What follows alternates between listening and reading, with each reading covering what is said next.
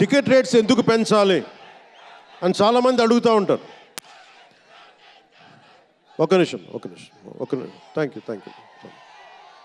Cinema రేట్లు ఎందుకు పెంచాలని అడుగుతారు. ఈ రోజున సినిమా రేట్లు పెంచాలి అంటే it's a purely demand and supply. నాకు శంకర్ గారి సినిమా నేనే బ్లాక్లో కొనుక్కొని చూశాను చెన్నైలో. అది నా సరదా. అది అంటే నాకు ఇచ్చిన డబ్బుల్ని నేను కొనుక్కొని చూశాను. ఇప్పుడు ఆ బ్లాక్లో వెళ్ళే డబ్బు ఎవరికో వెళ్ళిపోద్ది.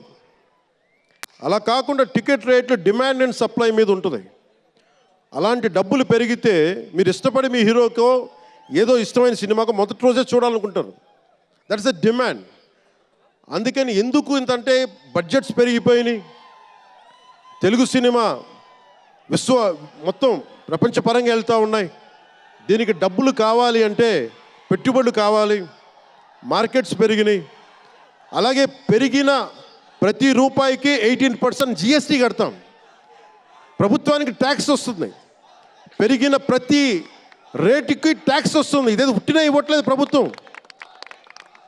ప్రతి ఒక్కరికి ఏముంటుందంటే దీని ఒక ఫాల్స్ నెరేటివ్ ఉంది బయట. నా సినిమాకి టికెట్ రేట్లు పెంచకపోగా తగ్గించేశారు. భీమ్లా నాయక్కి ఇప్పుడు చాలామంది హీరోస్ అందరూ కూడా వాళ్ళెవరూ కూటమికి మద్దతు చెప్పలేదు. కానీ మేము ఎక్కడ వివక్ష చూపించలా. అందరూ బాగుండాలని కోరుకుంటాం. ఎందుకంటే చిత్ర పరిశ్రమకి మొన్న దిల్ రాజు గారు కూడా చెప్పారు, చిత్ర పరిశ్రమకి రాజకీయ రంగు పులమటానికి మాకు ఇష్టం లేదు. Though I belong to NDA, though I'm head of Janasena party, cinema should be treated as a separate entity. No politics should seep into cinema. Milton Friedman అనే ఒక ఎకానమిస్ట్ ఒక చిన్నపాటి పెన్సిల్ని ఇలా చూపిస్తూ, ఈ పెన్సిల్ని తయారీకి ఈ కనిపించే టిప్పు ఈ మెటీరియల్, దీని లోపల ఉండే గ్రాఫైటు ఈ మెటీరియల్, ఇవన్నీ ఒక్కొక్కటి చెప్పుకుంటూ దీనికి వెనక పెన్సిల్ ఉండే రబ్బరు ఇది ఎక్కడి నుంచి వస్తుంది ఇలా చెప్పుకుంటూ వెళ్తా, ఇది ఒక్క ప్రాంతం నుంచి రాలా, అనేక దేశాల నుంచి. గ్రాఫైట్ ఏమో ఎక్కడ వేరే కంట్రీస్ నుంచి. ఈ పెన్సిల్కి పెట్టిన మన బ్రాంజ్ రిబ్బన్ను అదేమో వేరే చైనా నుంచో లేదంటే ఏషియా నుంచి. ఈ చేసిన వాళ్ళందరూ ఒక మతం కాదు, ఒక కులం కాదు, ఒక దేశం కాదు. ఒక చిన్నపాటి పెన్సిల్కే ఒక రకరకాల వ్యక్తులు, రకరకాల దేశాలు కలిసి రావాలి. అలాంటిది ఇంత సినిమాకి శంకర్ గారు తమిళియన్, మనకి దిల్ రాజు గారు ఫ్రమ్ తెలంగాణ. ఇక్కడ ఒక్కొక్కరిని అడగండి, ఒక్కొక్కరు ఒక్కొక్క రాష్ట్రం నుంచి వస్తారు. బట్ అందరూ కలిసి సినిమాని తీస్తారు, మీకు ఆహ్లాదం కలిగజేస్తారు.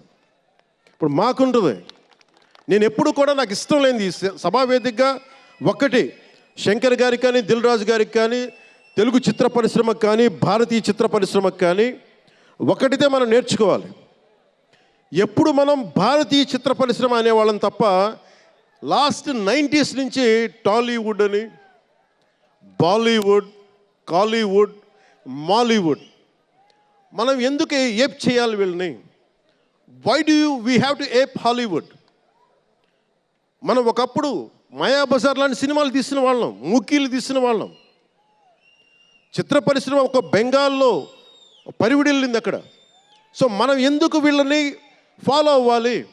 వాళ్ళు హాలీవుడ్ డిసిప్లైన్ ఫాలో అవ్వం, Hollywood method of film making follow అవ్వం, Hollywood method of skill development follow అవ్వం. కానీ ఆ వుడ్ను మటుకు తీసుకున్నాం, మాలీవుడ్. ఇది మటుకు మానాలి. ఎందుకంటే మనకు ఒక కాళిదాసు ఉన్నాడు, మహా కవులు, కళాకారులు గొప్ప గొప్ప కావ్యాలు రాశారు. సో మన జాతి తాలూకు ప్రాముఖ్యతని సినిమాలే చెప్పగలగాలి. అందుకని హాలీవుడ్ని అనుకరించడం మానేయాలి. మనదైన సత్తా, మనదైన కథ, మనదైన బలం మనం చూపించాలి విశ్వానికి. అది చూపించకపోతే ఏమవుద్దంటే ఎక్కడో కూర్చొని ఈరోజు ఇప్పుడు కాపీ చేద్దామంటే కుదరదు. You have to come with original stories. సహజమైన కథలతో పట్టుకురావాలి. ఆ విధంగా ఉండాలి అంటే ముందు చిత్ర పరిశ్రమలో కూడా చాలా డిసిప్లిన్ రావాలి. సినిమాలు తీసేవాళ్ళు మాట్లాడాలి చిత్ర పరిశ్రమ గురించి. సినిమాలు తీయని వాళ్ళు మాట్లాడకూడదు. సినిమాలు తీయకుండా రాజకీయాలు చేసేవాళ్ళు మాకు నచ్చం. అది ఎన్డీఏ తరపు నుంచి నేను చెప్తా ఉన్నాను. తెలుగు చిత్ర పరిశ్రమ గురించి మాట్లాడాలి అంటే సినిమాలు తీసి దానికి సాధక బాధలు అర్థం చేసుకున్న వాళ్ళే మాట్లాడాలి. మన తెలుగుదేశం, జనసేన, భారతీయ జనతా పార్టీ, ఎన్డీఏ ప్రభుత్వం వారితోనే మాట్లాడతాం, వారితోనే గుర్తిస్తాం.